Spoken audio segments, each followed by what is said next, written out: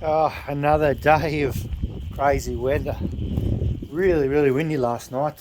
I don't sleep well when it's windy like that because I'm always worried, what happens if my pigeon lofts blow away or something like that, because we all probably have the same thoughts as we go through those windy storms. But so basically from yesterday, I have separated the birds that I'm going to put in the auction.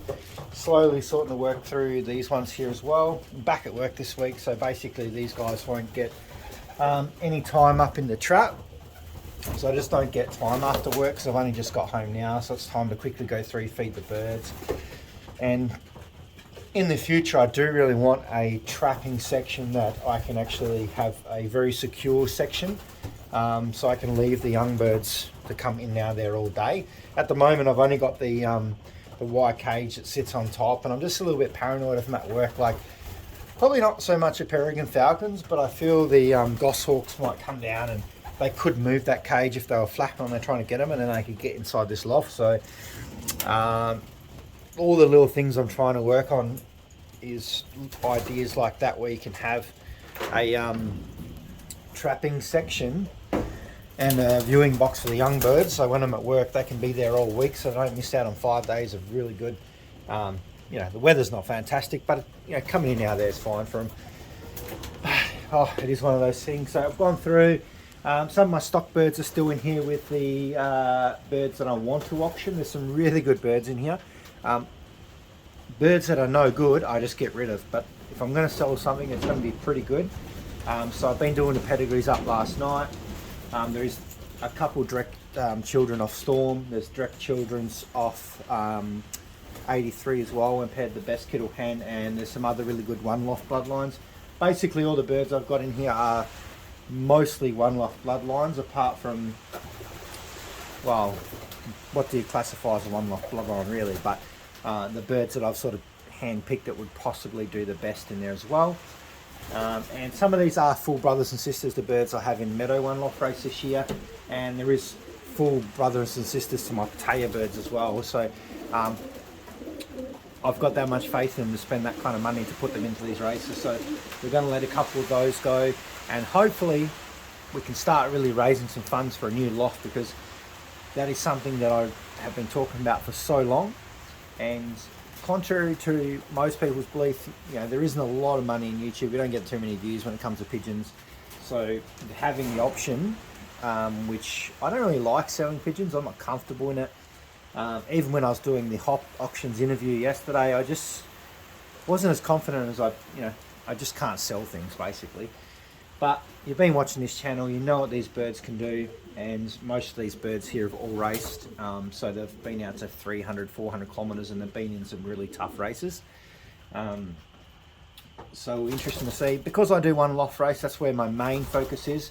Some of my distance birds that are starting to come through now will replace some of these birds.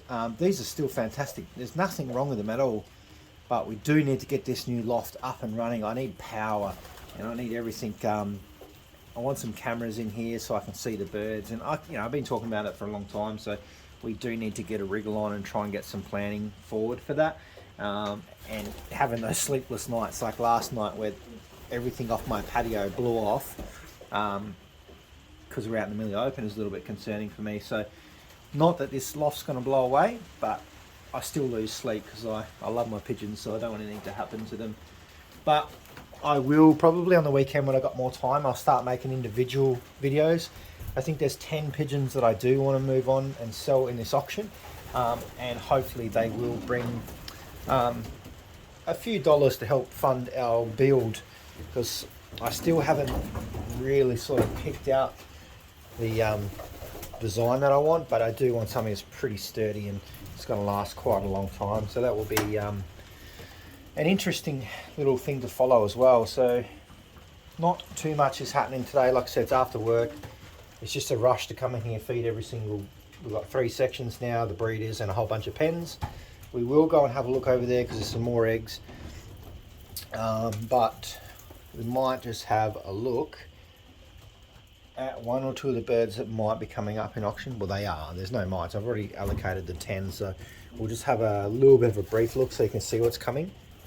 This is one of our birds that we bred for Pattaya, but I didn't get a lot of rings, and then a whole bunch of things come up, so I didn't have the funds to send a whole bunch of birds to Pattaya, so we kind of just got 2 away, which are my Hardy Kruger cross storms, which are fantastic little pigeons. I actually might show you that one after this. But this one is a son of 83. He was meant to go to Pattaya, and he has crossed into the best kittle hen. We had a little bit of rough start with the best kittle hen. There was a little bit of sickness in the first 2 birds, but after that, because that was her first rounds and ever in her life, and birds are actually really good now. But this guy is fantastic. He's got the probably not the big bulkiness at the front like the best kettles seem to. Yeah, because that's from the Cassats, but he's got that real nice figure that 83's got, which is he's quite lean, but he's just like all solid muscle all the way through, and he's got the same wings from 83 too. I haven't loft flown him either. I was planning to loft fly it, but he just got too old, and I thought it's not worth risking it. So I thought, I really didn't want to sell this one, but we're going to give someone the opportunity, because to get best kittle in Australia is near impossible, especially crossed into some of the winnings. When you see the pedigree, you'll see there's a lot of winnings on 83 side. Here comes another big rain shower as well, but this will be one of them. He's a beautiful pigeon. Definitely going to continue on with these best kittles. They're not bad at all. And this is the only other one I'm going to show you today. I'm actually still not 100% either. You can hear it in my voice. I just had to put the camera down, so I got a bit of a cough, but we'll get there eventually. This is one of the this is probably the nicest hen I've actually bred this season, I think, out of one of the Storm daughters that I got. She's a beautiful little hen. She's a full sister to the 2 birds that I entered in Pattaya, so it'll be interesting to see how they go, and I think they'll do quite well. Like, they may not give us some high placings or what, but I feel as our first year of entering, this is a really good combination. You can see she's actually the perfect size. I got pretty big hands, so it makes her look a lot smaller than she is, but she's just a really good size. You can see it's a little ball of muscle. Perfect build on her, look at that. Beautiful wings. And she's got that little storm head on her, which is really nice. Got the nice little eyes on her. Beautiful hen, this one. And she is 2 times storm, and the other half of her is Hardy Kruger, so she's got 2 times black power in there. So that will be on the pedigree as well. So she's a beautiful little hen, and I think she will do quite well as a one-loft breeding pigeon for someone who wants to kind of get into it. Some good. I actually like this little hen. It's actually sad that she's going to go, but we need a new loft, so let's go.